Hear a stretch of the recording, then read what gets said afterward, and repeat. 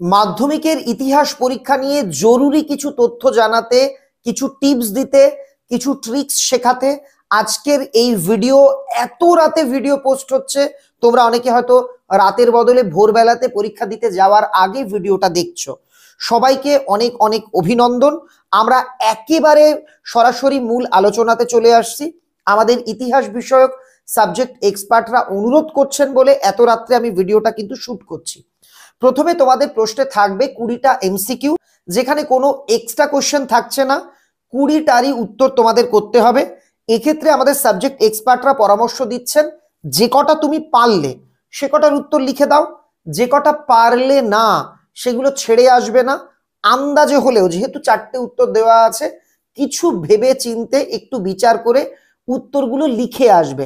MCQ কেউ ছাড়বে না। তুমি হয়তো 18টা পারলে, দুটো জানো না, সেই দুটোর উত্তর আন্দাজে হলেও ক খ যা তোমার মনে হচ্ছে লিখে আসবে। এবার মূল আলোচনা।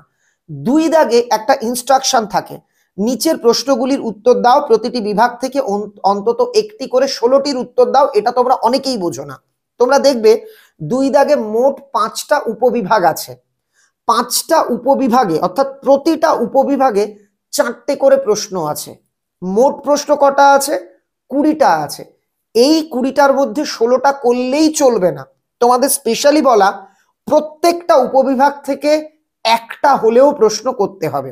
প্রথম উপবিভাগ অর্থাৎ 2.1-এ থাকবে SAQ, একটি বাক্যে উত্তর 1 নাম্বার, 4খানা। 2.2-এ থাকবে ঠিক ভুল। তোমরা প্রশ্নপত্রের ভাষাটা পড়ে নেবে, সত্য মিথ্যা বলছে নাকি ঠিক ভুল, যেটা বলা সেটাই কিন্তু তোমাদের লিখতে হবে, 4টে। তারপর থাকবে 2.3 দাগে স্তম্ভ মেলানো, অর্থাৎ ক স্তম্ভের সঙ্গে খ স্তম্ভের কোনটার মিল আছে এটা। তারপর 2.4 দাগে যারা সাধারণ পরীক্ষার্থী তাদের জন্য ম্যাপ পয়েন্টিং, যারা দৃষ্টিহীন তাদের জন্য ম্যাপের অল্টারনেটিভ শূন্যস্থান। শূন্যস্থান কিন্তু সবার জন্য নয়।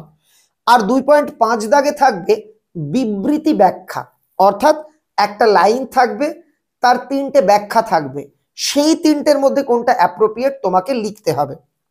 এখানে নির্দেশিকাতে বলা আছে এই 5টা উপবিভাগ থেকেই একটা একটা করে প্রশ্ন করলে তোমার কটা হলো? 5টা উপবিভাগ থেকে 5টা প্রশ্ন হলো। আর বাদবাকি তোমাকে আরো করতে হবে 11টা প্রশ্ন। সেই 11টা প্রশ্ন তুমি যে কোনো জায়গা থেকেই করতে পারো। তুমি মনে মনে ভাবলে আমি ম্যাপটা বাদ দেব, এসএকিউ 4টে করছি, বিবৃতি ব্যাখ্যা 4টে করছি, সত্য মিথ্যে মানে ঠিক ভুল 4টে করছি, আর আমাদের স্তম্ভ মেলানো 4টে করছি। 4টে বিভাগের 4টে করে প্রশ্ন যদি আমি করি, 4 4 16 হয়ে গেল। কিন্তু এটা করলে তুমি 1 কম পাবে, কারণ বোর্ড স্পষ্টভাবে বলেছে প্রতি বিভাগের একটি করে হলেও প্রশ্ন তোমার লেখা লাগবে। তাহলে তোমরা বুঝলে কোনো বিভাগ ফাঁকা দেওয়া চলবে না। এবার এখানে একটা ট্রিক্স তোমাদের বলে দেব। তুমি হয়তো আমায় বলতে পারো আমি ভালো ম্যাপ পারি না, আমি ভালো বিবৃতি ব্যাখ্যা পারি না, আমি কি করব? সাবজেক্ট এক্সপার্টেরা বলছেন যেহেতু এটা একদম শর্ট কোশ্চেন, তুমি প্রত্যেকটা উপবিভাগ, 5টা উপবিভাগে 4টে করে প্রশ্ন আছে, তুমি টোটাল সব প্রশ্নগুলোর উত্তরই অ্যাটেন্ড করো। অর্থাৎ 16টা করতে হবে 20টার মধ্যে, তুমি 20টাই লিখে এসো। একটা মজার বিষয় বলি, বোর্ডের নিয়ম অনুযায়ী যে কটা ঠিক হবে সেই কটার নাম্বারই তোমরা পাবে। ধরো কথার কথা প্রথমটা তোমার ভুল গেল, কিন্তু শেষের দিক থেকেও যদি 16টা তোমার ঠিক হয় তোমাকে কিন্তু নাম্বার দেওয়া হবে। তুমি 20টা অ্যাটেন্ড করলে, তার মধ্যে যে কোনো 16টা হলেই হলো। তুমি যদি 17টা 18টা 19টা বা 20টাও যদি ঠিক হয়, তোমাকে পুরো 16তে 16 এই বিভাগে অর্থাৎ 2 দাগে কিন্তু দেওয়া হবে। এবার একটা বিষয় বলছি, ধরো তুমি ম্যাপ পয়েন্টিং এর কিচ্ছু পারো না, তুমি তবুও পরীক্ষার খাতাতে আন্দাজে হলেও ম্যাপ পয়েন্টিং এ আর কি 2-1টা চিহ্নিত করে দাগ নাম্বার দিয়ে আসবে। কেন?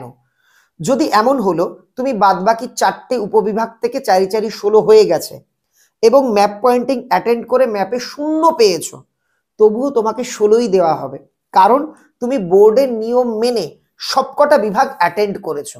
বোর্ডের যে খাতা দেখার নির্দেশিকা স্যারেরা পান, সেখানে বলা থাকে যে কটা প্রশ্নের উত্তর ঠিক হবে তার নাম্বারই দিতে হবে। অর্থাৎ যে কটা উত্তর তুমি ঠিক লিখেছো সে নাম্বার তুমি পাবেই। এজন্য তোমাদের অনুরোধ করব, এই যে 20টা প্রশ্ন আছে, তুমি আন্দাজে যেগুলো পারবে না তারও কোনো একটা উত্তর নির্ভয়ে লিখে এসো। এই 20টার মধ্যে যে কটা ঠিক হবে সেই কটার নাম্বারই তোমাকে কিন্তু দেওয়া হবে। আশা করি আজকের এই টিপসটা শর্ট কোয়েশ্চেনে পুরো নাম্বার পেতে তোমাদের কিন্তু অনেকাংশেই সাহায্য করবে। ভিডিওটা ভালো লাগলে অন্যান্য বন্ধুদেরও তথ্যটা জানিয়ে দিও কিংবা ভিডিওটা দেখতে বলো। সময় তো খুব অল্প, সময় সেরম নেই। সবার পরীক্ষা ভালো হবে এই আশা, এই কামনা করে ভিডিওটা এখানেই শেষ করলাম। Best of luck.